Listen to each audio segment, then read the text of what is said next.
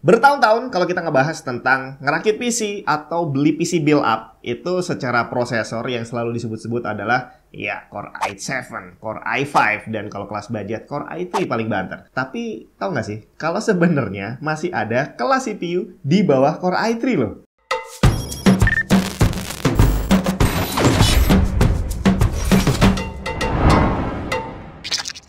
Masih ingat nggak? Di bawah Core i series itu ada CPU Intel apa namanya? Pentium? Ya bener sih, tapi ternyata di bawah Pentium masih ada lagi dan ini udah jarang banget saya dengar. Celeron. Kapan terakhir kamu dengar orang merekomendasikan beli Celeron aja? Kayaknya nggak pernah deh. Karena setiap kali ada orang yang minta saran ngerakit PC atau beli PC dan segala macam, kalau budgetnya mepet, biasanya paling banter kita akan sarankan dia untuk beli Core i5 atau Core i7 generasi lama misalkan. Dan seringkali orang-orang yang memberi saran itu adalah orang dari dunia gaming dan juga dari dunia video editing gitu ya. Jadi setiap kali ngasih saran, ya mau nggak mau sih sedikit banyak akan kebawa arahnya ke PC yang memang secara spek itu ya bisa dipakai untuk itu sekalian katanya. Di sini berarti ada satu golongan orang yang seperti dikesampingkan dan itu adalah golongan orang yang kerjanya ringan banget. Jadi cuma sekedar ngetik sama browsing doang dan ngetiknya juga ngetik enteng. Excel juga Excel yang nggak terlalu ribet gitu kan, orang-orang kantoran, resepsionis dan segala macamnya,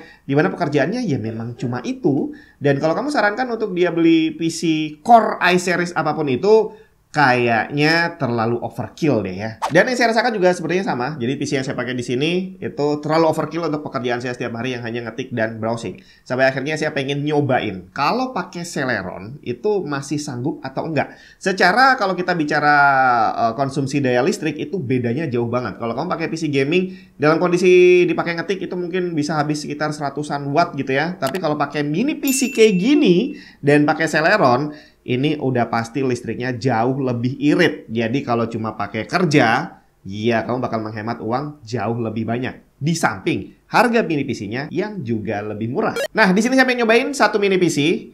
Prosesor yang terpasang di sini adalah Intel Celeron generasi ke-11. Dan ini adalah sebuah mini PC dari brand yang namanya Geekom. Tipenya adalah Mini R11. Geekom sendiri, iya kalau buat saya masih lumayan asing ya. Dan saya nggak nyangka sama sekali kalau ternyata mereka punya produk mini PC yang iya boleh dibilang bagus banget sih. Jadi ini dari packagingnya, ini benar-benar terlihat solid dan premium. Termasuk build dari mini PC-nya ini juga kokoh banget ternyata. Dengan ukuran yang kecil ini, dia lumayan berat dan secara build-nya kokoh bre. Jadi nggak kelihatan kayak PC murahan gitu. Kalau kita buka di websitenya, produk Geekom ini ada banyak banget. Untuk kategori mini PC mereka jual dari kelas budget sampai kelas high-end. Dari Celeron yang saya pegang ini sampai yang pakai Ryzen 9 dan Core i7 Gen 12 juga ada. Geekom Mini R11 yang ini adalah versi termurah yang pakai Celeron N5105 dengan Intel UHD Graphics 605, RAM bawaan 8GB DDR4 dan SSD M.2 SATA 256GB. Slot RAM-nya ada 2 dan bisa di-upgrade up to 32GB dan SSD juga bisa di-upgrade up to 1TB. Udah punya Wi-Fi 5 dan Bluetooth 4.0. Portnya juga terhitung lengkap. Di bagian depan ada satu USB-C 5Gbps, satu USB-A 10Gbps, satu jack audio dan tombol power. Di bagian belakang ada satu USB-C 10Gbps, HDMI port, 2 USB-A 5Gbps, LAN 1Gbps, mini DisplayPort, dan power plug 19V. Sedangkan di samping kanan kirinya ada microSD slot dan Kensington lock. Sebenarnya ada yang overkill sih di speknya. Jadi di sini kita lihat ada USB 10 gigabit. Belakang juga ada USB 10 gigabit. Dan kalau kamu punya SSD eksternal atau USB flash drive yang baru gitu ya, itu memang ada yang speednya bisa sampai 10 sampai 20 Gbps itu ada. Permasalahannya, SSD yang terpasang di sini bawaannya hanya SATA. Jadi speednya hanya mentok di 500 MB per second. Jadi kalau kamu mau transfer data dalam kondisi dia default kayak gini, ya speednya mau nggak mau akan mentok di 500 Mbps. Dan setelah saya tes, kurang lebih performance SSD-nya seperti ini. Tapi nggak usah khawatir, kalau kamu butuh transfer rate yang tinggi, Slot M.2 yang ada di sini juga support NVMe. Jadi kamu bisa upgrade sendiri ke NVMe untuk meningkatkan transfer rate-nya. Nah, sekarang kita bahas tentang prosesornya nih. Bagian paling menarik dari mini PC ini. Jadi Celeron generasi 11 itu dirilis awal tahun 2021. Jadi ceritanya zaman Core i series pertama kali keluar dulu, Core i3 itu cuma 2 core. Core i5 itu 4 core, 4 thread. Sedangkan Core i7 itu 4 core, 8 thread. Di tahun 2020 ini udah generasi Core i series yang ke-10. Core i3 berubah jadi 4 core 8 thread menggantikan Core i7 generasi ke-7. Jadi saat itu Core i3 langsung naik derajat. Dan Celeron generasi 11 ini juga ikutan naik derajat, bre. Dia udah pakai 4 core dengan 4 thread. Yang berarti secara jumlah core-nya dia boleh dibilang menggantikan Core i5 generasi ke-7. Yang beda adalah clock speed-nya. Di spek resminya kita bisa lihat 4 core 4 thread dengan base clock 2 GHz dan boost clock-nya 2,9 GHz dan TDP-nya cuma 10 watt. Jadi dia memang didesain untuk menjadi PC hemat daya. Bandingin sama CPU zaman sekarang, Core i5 misalkan generasi terbaru yang TDP-nya bisa 200 watt lebih saat boost clock-nya tercapai maksimum. Sedangkan untuk Intel UHD graphics-nya udah support resolusi up to 4K 60Hz, tapi bukan gaming 4K, hanya menampilkan desktop di resolusi 4K. Dan yang bikin tambah asik lagi adalah di saat kamu beli mini PC ini sudah terinstall Windows 11 original di sini, termasuk semua driver yang sudah dibutuhkan. Jadi tinggal beli, pasang, langsung bisa dipakai. Udah gitu kalau kamu mau upgrade RAM atau SSD, caranya juga gampang banget. Jauh lebih gampang dibandingin bongkar laptop. Tinggal buka 4 baut di bawah, buka covernya, terus udah deh, ganti sendiri RAM-nya, ganti sendiri SSD-nya. Nah, sekarang waktunya saya ngerasa ini gimana pakai Celeron untuk kerjaan saya sehari-hari. Oke, ini saya coba ngetik di Microsoft Word sambil buka beberapa tab browser di sini ya. Dan kita lihat di sini emang CPU-nya penggunaannya tinggi sih ya. Jadi 100%, kadang-kadang turun dengan memory usage-nya sudah lebih dari 5 GB. Jadi dari 8 GB ini udah kepake 71%. Di sini walaupun ini dihitung tinggi ya untuk usage CPU dan memorinya, tapi di sini surprisingly kalau saya pakai buat browsingnya itu tidak terasa terlalu ngadat lah ya. Jadi masih lancar-lancar aja.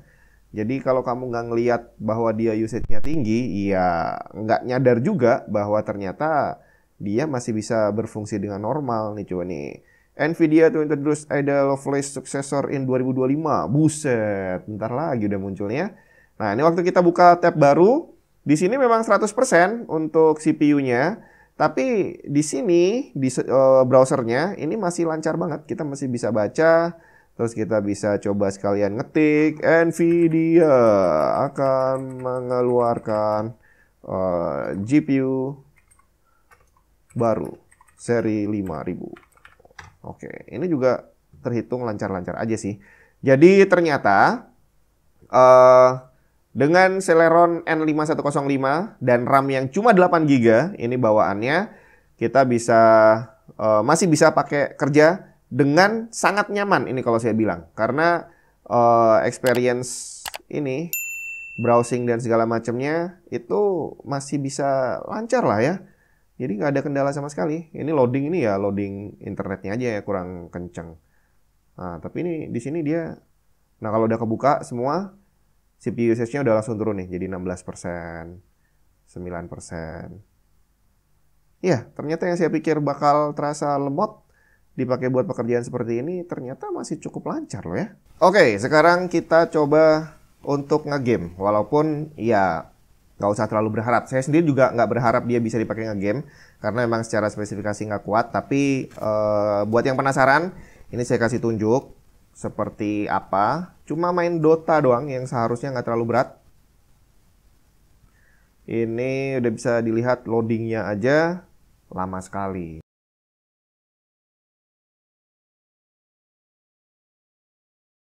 Oke, kita pastikan dulu settingan grafisnya nggak terlalu tinggi. Oke, loadingnya lama. Ini tetap saya pasang di 1080 karena dengan monitor sebesar ini dan kalau harus pakai resolusi lebih rendah dengan kualitas grafis yang lebih rendah, mendingan nggak usah main aja. Jadi kalau kamu mau main ya idealnya settingan rendah nggak apa-apa, tapi udah 1080 lah at least. Dan di sini baru di menu aja kita udah lihat GPU usage-nya udah 94%. Dengan CPU usage-nya juga 90% lebih. Belum masuk ke gamenya. Dan RAM usage 7 GB, berarti 8 GB udah hampir habis ya. Kita lanjutkan aja pakai bot aja. Oke. Yap, udah masuk. Langsung masuk gamenya. Wow. Kok nggak bisa? Oh ini. Tuh, loading bro. Oke, baru bisa.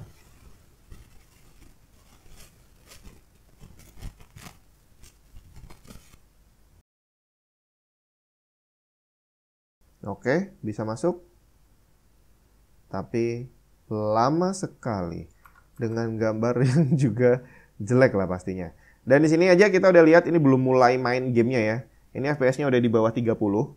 Jadi kalau kamu nanti udah war gitu ya, rame-rame, sudah bisa dipastikan bahwa dia bakal nge-lag-nya parah sih. Jadi dengan ini ya udah sih, orang PC-nya juga PC kecil dengan spesifikasi yang seadanya dan memang buat kerja, bukan buat main game. Jadi ya sudah.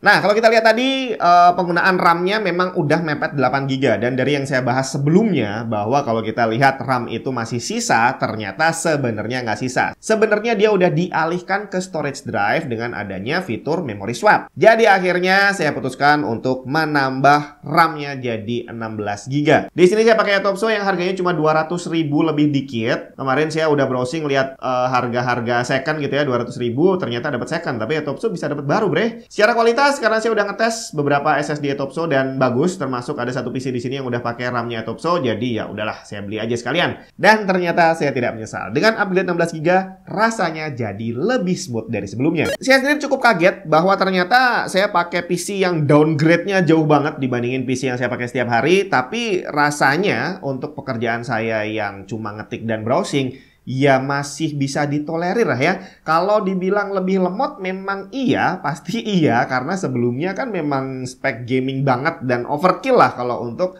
sekedar ngetik dan browsing. Dan begitu downgrade ke PC yang sekecil ini, ternyata saya masih bisa melakukan pekerjaan saya dengan sangat nyaman. Jadi kalau kamu hanya butuh PC untuk ngetik doang dan browsing doang, dimana itu kayaknya adalah jumlah pekerjaan yang paling banyak di dunia kali ya. Dan terutama untuk kantor-kantor gitu ya. Beli mini PC kayak gini adalah satu opsi yang sangat solid. Karena selain simple, harganya murah, setupnya juga gampang banget. Ini juga bisa kamu sembunyiin di belakang monitor, ada bracketnya.